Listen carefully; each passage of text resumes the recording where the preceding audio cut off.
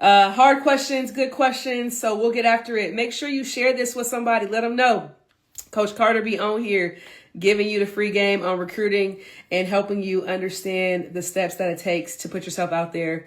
So hit the little airplane carrot at the bottom, share it with somebody that you know could use some advice. We're talking about 29s, 2030s, 27s, 28s, and 2031s and beyond in this call. So let's get after it. First question, which is we're hitting it hard. The first question: what do you do? This is from Michael Asing, I think 2027. But this is from Michael. So he said, what do you do if you are a 2027 softball player stuck in the recruiting process? Yeah, that would be a really great word to use. Although I'm going to say it's a process. So you're never really stuck. You're just navigating the situation and trying to figure out the best ways that work best for you. So I'll be honest with you, Michael, I don't know everything there is to know about your athlete to really give you, or this might be you, Michael, you might be the athlete. I apologize. Oh, it's Michaela. Sorry, Michaela. Now I'm following. Michaela, my bad. Michaela Singh, 2027. So what do you do if you are a 2027 athlete stuck in the recruiting process? So yeah, stuck is a hard word. I would not use stuck. I would say you're definitely in the journey and the process. Here's what you guys have to understand. Even for the athletes in my program, up until about a month, we were still making some good traction as far as like getting ourselves out there, letting coaches come see us this summer and really getting an evaluation of us and then determining which way they're going to move forward. And then all of a sudden this here 5 for 5 showed up and completely threw a wrench in a lot of people's processes. And the hard truth about this statement is that if a coach had to decide between picking an athlete or returning an athlete that they can trust, that they know, that they like, even if they don't like them, if they can trust them and they know who they are, they know what they're going to get from this athlete, they're more likely to go after that athlete than to bring in someone else they don't know, who maybe not be consistent in their posting, not be consistent in how they play. And just really it's an unknown. So for some of them, it's just too unknown, especially for Division I. Let's be clear. Now I'm getting some great traction from some of my athletes in D2, as well as in community college. So my advice to you on this one is you're not stuck, but you might have to adjust. You might have to pivot a little bit. And pivoting doesn't mean that it's the end of the journey. There might be some situations where community college might be the best bet to begin with. And then you can get some experience for the next 2 years and then be able to go to a 4-year and still have 3 years left of eligibility, which could be a blessing, right? Because then you have some experience playing at the next level. You have some experience competing at a higher level, understanding what college softball actually is and what it's like. And you can use that as an advantage to you in the next 3 years after that. So my best advice is open up your opportunities. Take every opportunity serious. We're in the summer, so I guarantee there's not going to be much, not I guarantee you, but I would say there's not going to be many decisions being made. If it's this late in the summer, more than likely, there's just a little bit of like, we're not sure, we're not in a rush. So we're going to kind of see how things play out. So if you're at this point in the journey, you haven't made traction or connected with a coach or committed to a program, for most people, it's going to be a slow burn. So you can keep hope alive, or you can get it done with, get to a community college, get yourself some experience, and then move forward. So hate to say it like that. I tell you, up until a month ago, things were a little bit different, but being where we are now, it's a little bit more challenging to go over someone that a coach actually knows and trusts and bringing back their players over getting someone else new. So just keep that in mind. So it's going to be a slow burn at this point. So, all right, next question. How to start an email. This is from Alessandra. She's a 2029 athlete.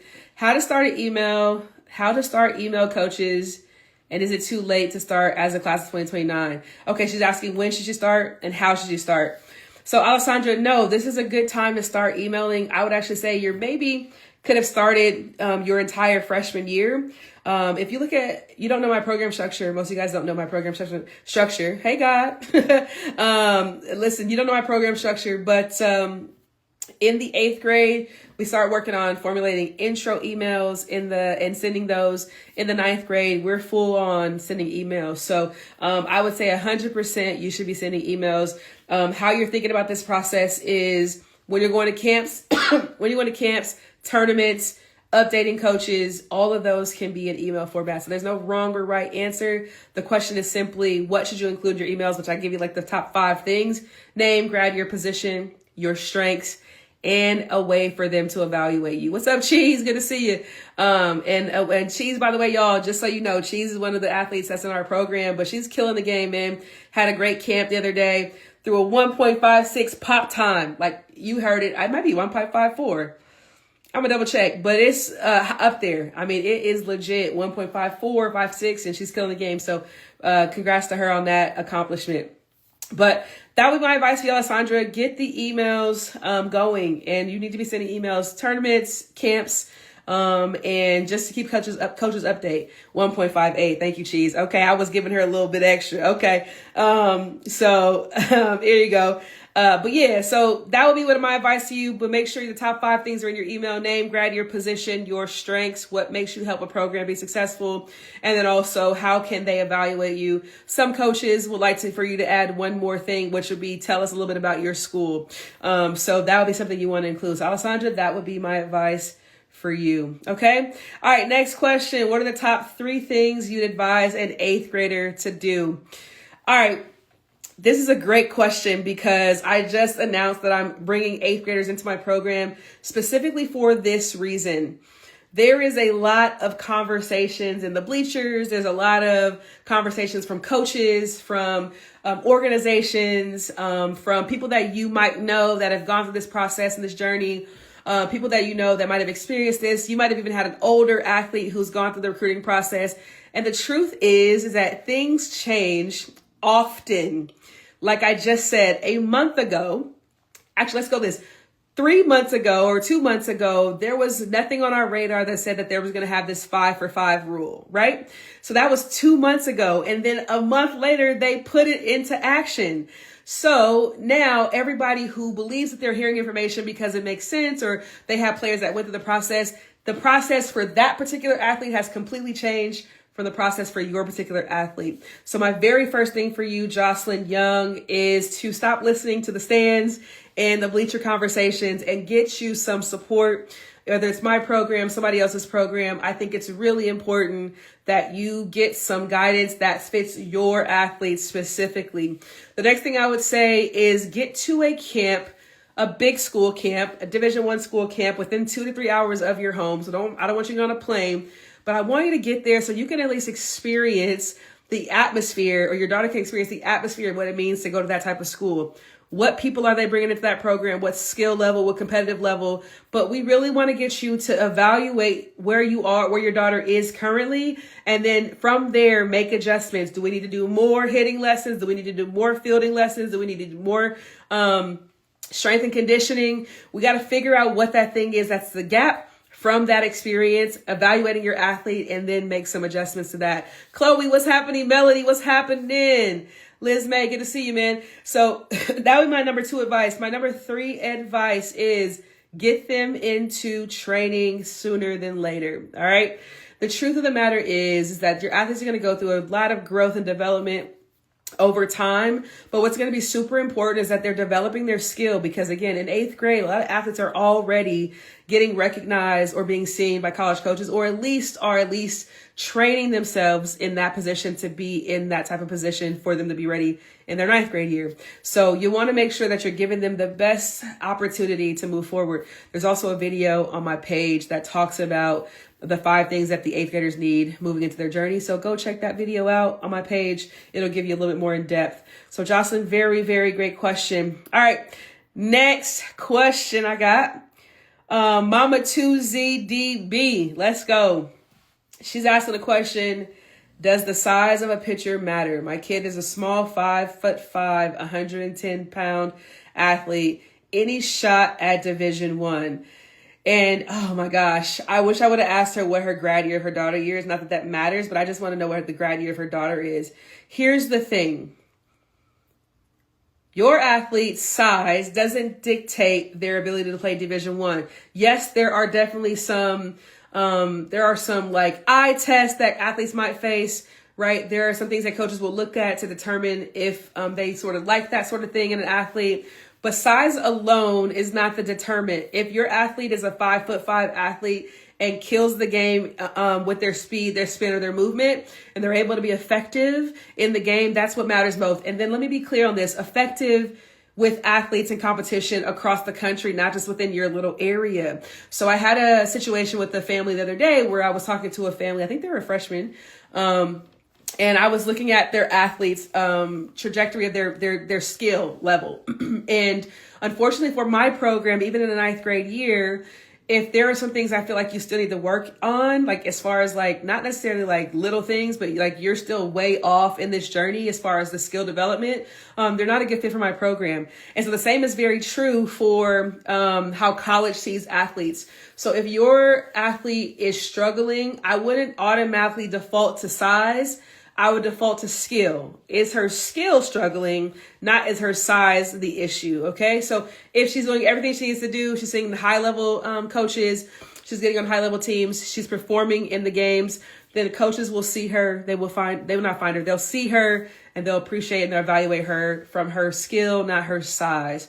So hopefully you can stop telling her that, or don't give her that in her brain that that's a thing, more than is it my skill and my determination and my work ethic that gets me to a team. So I want to keep that clear. And I'm going to say I got a lot of catches in my program this year, which is really crazy. A lot of them are coming to me, and a lot of them are on the smaller side. But again, they're throwing 1.58 pop times. They're stealing strikes for their batters, for their pitchers. They're lefty with great arm strength and blocking skills. They're throwing runners out, things like that. So a lot of them, I believe, might be under 5'5", but they're doing what they need to do skill wise. They train heavily. They're on the right teams. They're on the right fields, and they're proving their ability to compete at a high level. So again, don't default to is it her size more than is it her skill. All right. So that's something I just want you guys to be clear on as you move forward.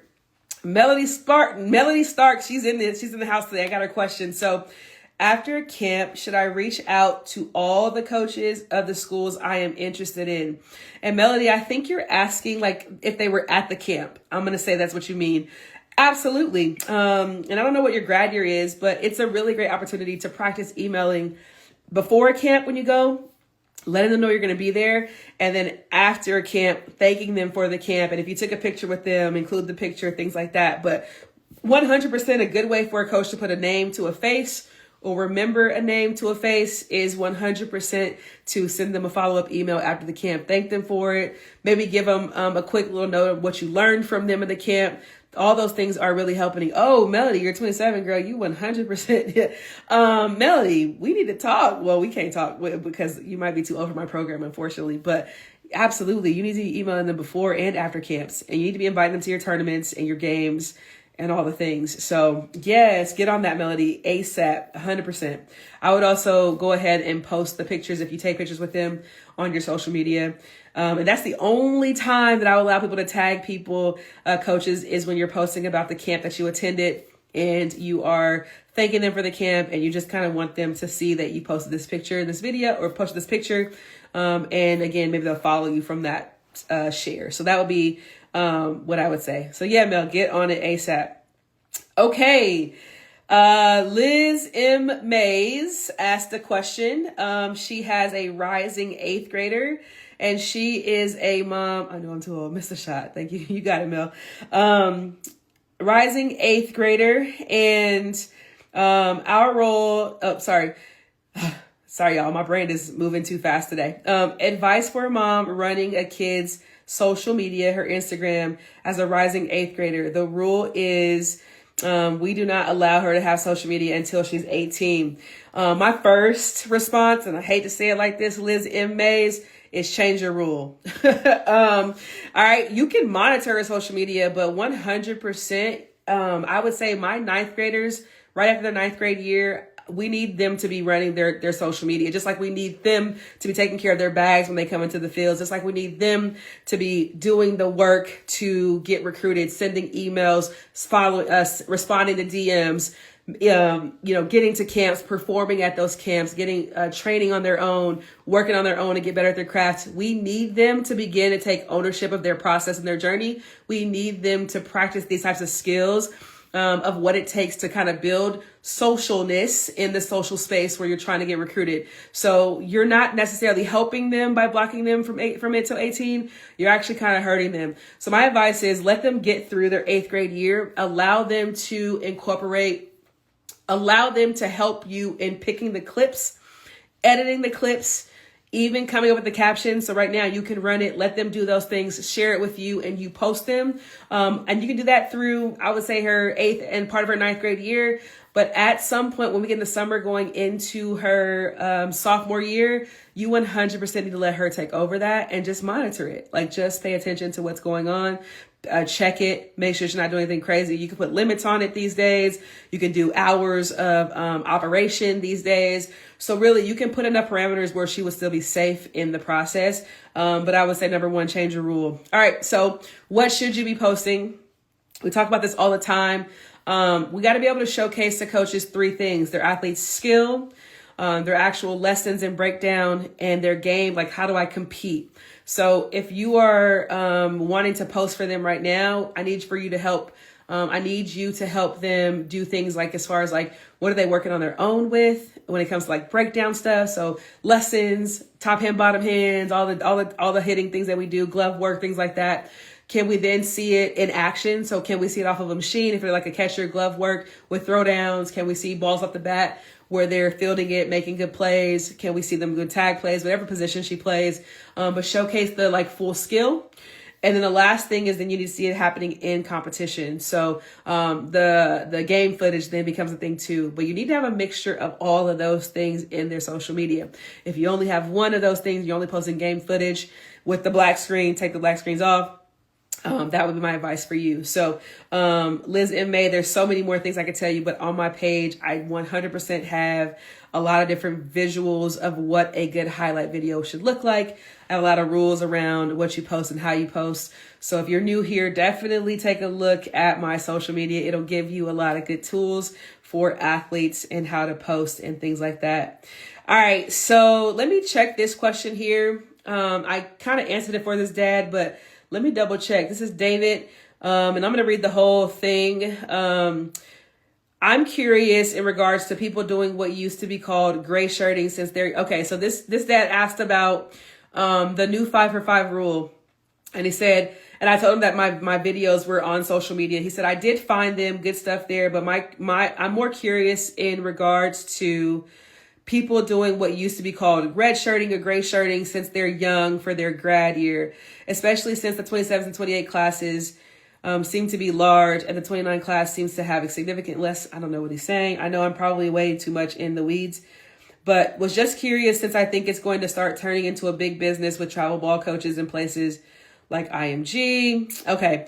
So he's asking about like this thing, like red shirts and gray shirts. So back in the day, when college coaches used to recruit athletes, they would usually do one of two things. They would take the freshmen and they would call it gray shirting, and they let them just come in, learn their system, but they would never play a game their freshman year. That's the thing that used to happen. Then the other side of that is like red shirting, which is like, okay, I got injured, and I was able to then get that year of eligibility back because I got injured, things like that. So they used to have these rules in place that helped kind of buffer the opportunity for you to get your real 4 years, even with a training year, or even if you had an injury. So that is still the case, except for they don't call it those things anymore. You just get the 5 years. So 5 years for 5 years. If you can play all 5 years, they give you all 5 years. If you miss 1 year because they want you to come in as a freshman, which is what I think is going to happen, is they're going to bring freshmen in, let them get experience as a freshman, let them play a few games, and if they're good enough to keep playing, they let them keep playing. If they're not good enough to keep playing, they might use them as runners and things like that. But they can fully use them in those 5 years, especially in their first freshman year. And I think a lot of coaches are going to go to that model. But the red and gray shirts are gone away. I think you still can get exception for injury, not injury, pregnancy or military. So if for some reason an athlete got pregnant or they had a military assignment, they can get the waiver. Outside of that, if you do get injured or things like that, it continues with the clock. That's my understanding of the 5-for-5. So yeah, I would say that was what you would probably expect more. And I still would say, like, outside of the 27 class, as they're trying to navigate what it actually looks like, I think every other class is going to have a better chance to still fit into that process. 28s might be affected a little bit, but if you're ball out, you're a baller, ball out. You got time to make coaches know who you are. You got time to showcase your skill and develop your skill. So if that's the case, just keep balling out, do your thing, and leave no doubt. Like, let the coaches know that that this is going to be you and this is the skill that you provide. Get them to trust that skill and they'll play you. That's just my advice for that. I think what you need to know also from college perspective in most cases is coaches notice you and they recruit you for a certain thing.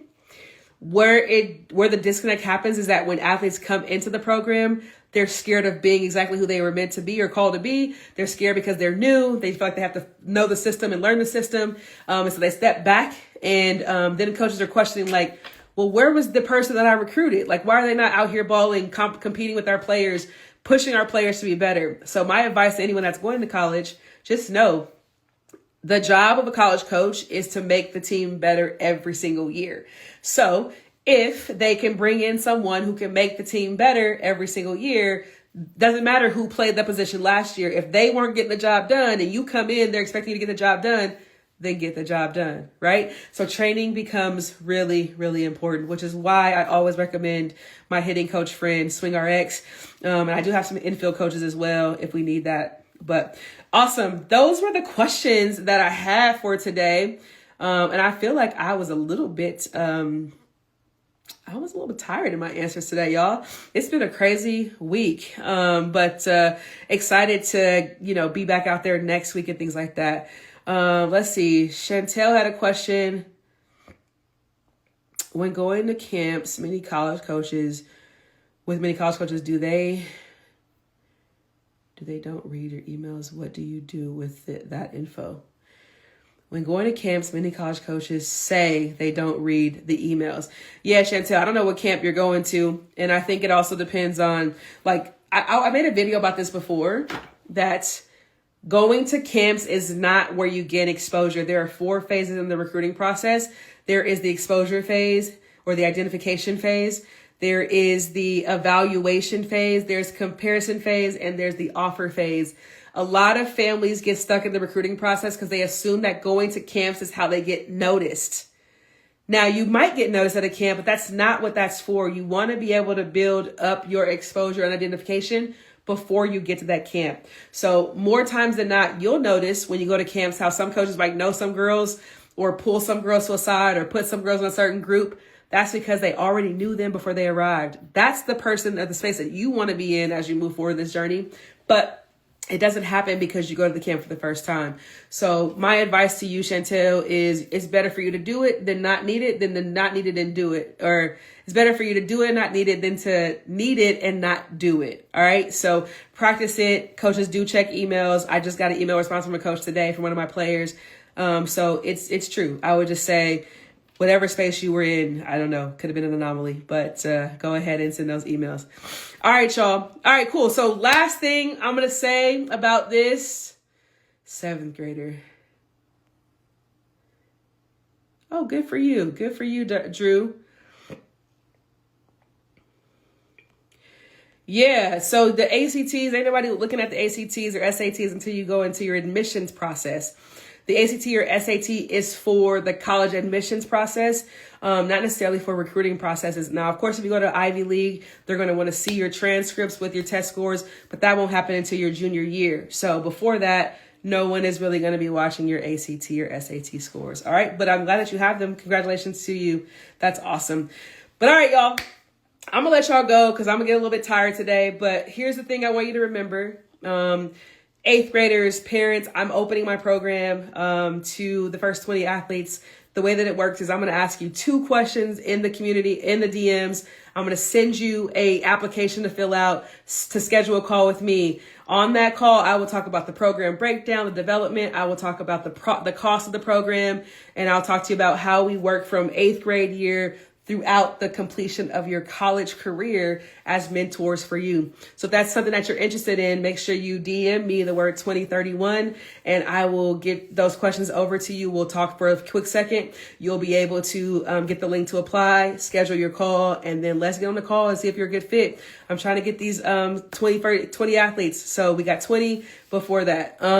And I love everything that you guys have been doing. One last thing, always remember that out of 8 billion people in the world, there's only one of you, which makes you unique, valuable, and enough. The recruiting process is not about your value and your worth. It's about showcasing your skill and letting coaches see if your skill can add value or worth to their program, if that makes sense. So with that to be said, I appreciate you guys for jumping in, and I'm gonna make sure I let this guy be blocked moving forward. And we'll go from there. All right. I love you guys. Talk to you next week. See those of you guys at PGF. Make sure you say hi. I have been giving out gifts for everybody that said hi. So make sure you say hi. Okay. All right. Safe travels, everybody. Lions Cup, PGF Nationals, I think Triple Crown Nationals, whatever is going on. We'll see you guys next week. All right. Peace.